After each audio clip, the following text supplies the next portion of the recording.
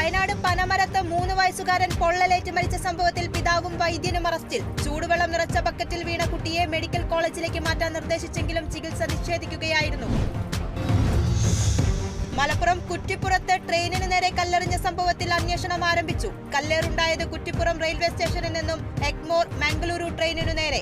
കല്ലേറിയിൽ train യാത്രക്കാരന് പരിക്ക്. തിരുവനന്തപുരത്ത് അമ്മയെയും മകളെയും മരിച്ച നിലയിൽ കണ്ടെത്തി. മരിച്ചത് പേരയം സ്വദേശികളായ സുഭദ്ര, ഗീത എന്നിവർ. അമിതമായി ഗുളിക കഴിച്ചാണ് മരിച്ചതെന്ന് പോലീസ് നിഗമനം. മാനസിക സമ്മർദ്ദമെന്ന് ബന്ധുക്കൾ. അപകീർത്തി കേസിൽ ബിജെപി അധ്യക്ഷൻ കെ സുരേന്ദ്രനും അനിൽ ആന്റണിക്കും കോടതി നോട്ടീസ്. അടുത്ത മാസം 31-ന് കോടതിയിൽ ഹാജരാവണം. ഉത്തരവ് TG നന്ദകുമാർ നൽകിയ പരാതിയിൽ. കണ്ണൂർ കുളത്തിന്റെ പടവിൽ തലയടിച്ച് യുവാവ് മരിച്ചു. മരിച്ചത് തിലാനൂർ സ്വദേശി രാഹുൽ. കുളത്തിലേക്ക് ചാടുന്നതിനിടെ പടവിൽ തലയിടിച്ചാണ് അപകടം. മഹാരാഷ്ട്ര നാഗ്പൂരിൽ മലയാളി ദമ്പതികളെ മരിച്ച നിലയിൽ കണ്ടെത്തി. മരിച്ചത് തിരുവനന്തപുരം സ്വദേശി റിജു, ഭാര്യ പ്രിയ. ജീവനൊടുക്കിയത് കടബാധ്യതയെ തുടർന്നെന്ന് പോലീസ്. കണ്ണൂർ വളപട്ടണം പുഴയിൽ മൃതദേഹം കണ്ടെത്തി. മൃതദേഹം പറശ്ശിനിക്കടവ് പാലത്തിനു മുകളിൽ നിന്നും ചാടിയ ആളുടേത്. മരിച്ചത് ഗുഡ്സ് ഓട്ടോ ഡ്രൈവറും ചമ്പാട് സ്വദേശിയുമായ രമേശ്.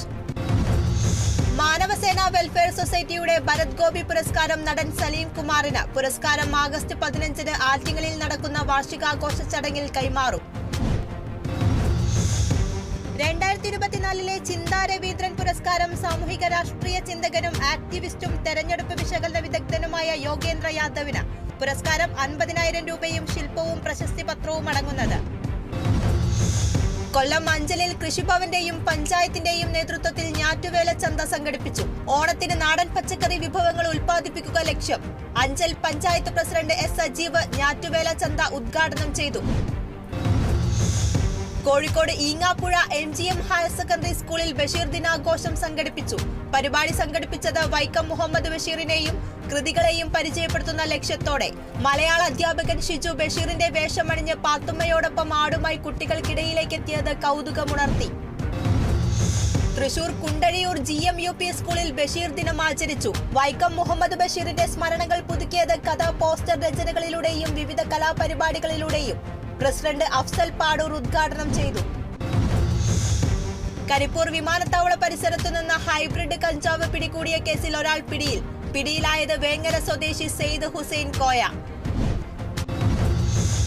കൊല്ലം ശൂരനാട് വടക്ക് ഗ്രാമപഞ്ചായത്ത് 12-ാം വാർഡിൽ അംഗപരിമിതർക്കുള്ള പെട്ടിക്കടയുടെ ഉദ്ഘാടനവും താക്കോൽ കൈമാറ്റവും നടത്തി. പെട്ടിക്കട അനുവദിച്ചത് 2023-24 വർഷത്തെ വാർഷിക പദ്ധതിയിൽ ഉൾപ്പെടുത്തി. ഉദ്ഘാടനം പഞ്ചായത്ത് പ്രസിഡന്റ് S ശ്രീകുമാർ നിർവഹിച്ചു. കൊല്ലം പള്ളിമുക്കിൽ SDPIയുടെ നേതൃത്വത്തിൽ പ്രതിഷേധ സമരം സംഘടിപ്പിച്ചു.